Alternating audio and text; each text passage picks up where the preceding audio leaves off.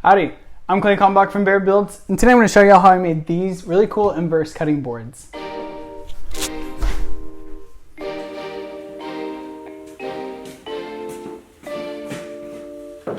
So I'm starting out this build with two 1x6s. One of them is walnut and the other is maple.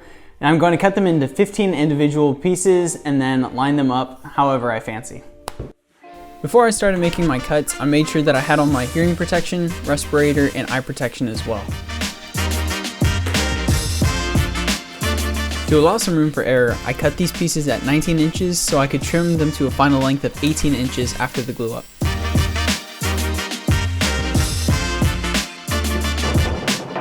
So you can tell this board has a little bit of twist to it, but hopefully, I think since I'm cutting these pieces small enough, it shouldn't affect the cutting boards at all.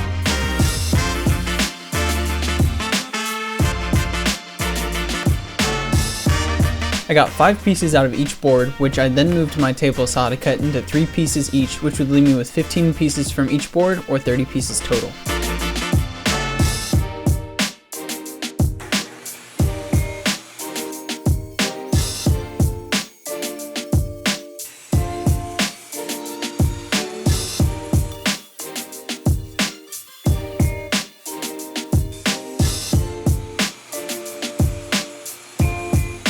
So after cutting my first piece of walnut, I realized that all the pieces weren't even, so I ended up moving the fence about 1/16 of an inch closer to the blade. This ended up working out pretty well because now all of my walnut pieces are pretty uniform. They're not all exactly the same, but I mean, I just want them pretty close. As you can see, changing the size of the cut came in clutch because this piece now has a knot in the middle, which I won't be able to touch at all because this is going to be glued up. And check out the grain on it too, dang! At this point, if I had a joiner, I would go ahead and join up the faces that I'm going to be gluing. But since these pieces are already surfaced and they seem pretty straight, I'm just going to put as many clamps as I possibly can on them.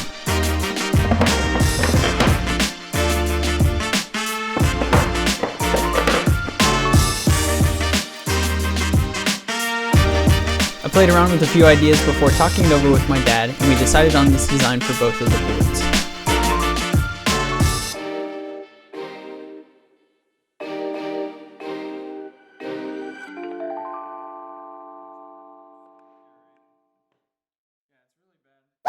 Here I'm using a contractor bag, which is good for protecting my workbench from any glue squeeze out.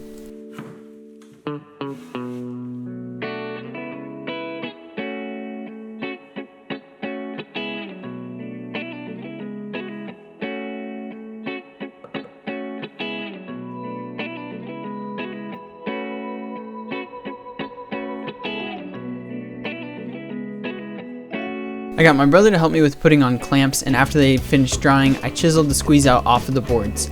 I did this because it makes less work for the planer, but also mostly because it's pretty satisfying to watch.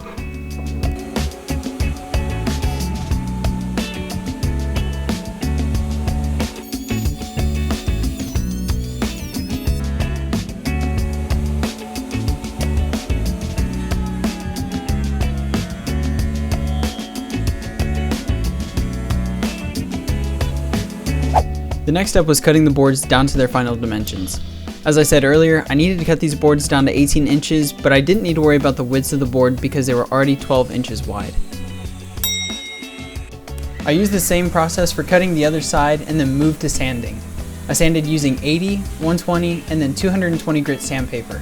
A common practice with cutting boards that I didn't do is water popping, where you spray water on the surface to raise the grain and then you sand it down. This process prevents the grain from raising the first time you wash the board. I use my palm router to add a 45-degree chamfer to the edges because it makes them look better and it also makes the boards easier to pick up. The last step before applying finish was sanding down the chamfers. I used 220 grit sandpaper and some scrap wood to guarantee that the edges would stay straight.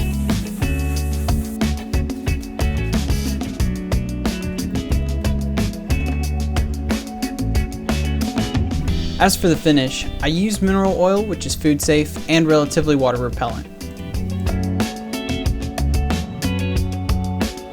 I also ended up adding some wood preserver made by Walnut Woodworking.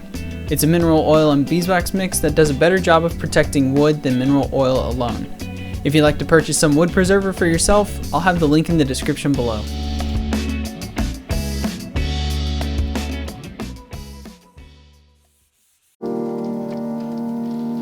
It always blows my mind to think that projects start out as dimension pieces of lumber and then come looking out like pieces of art.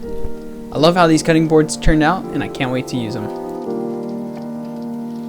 So that wraps up this video. Please be sure to go check out the other videos on my channel and also check out my social media, which I will have linked down below.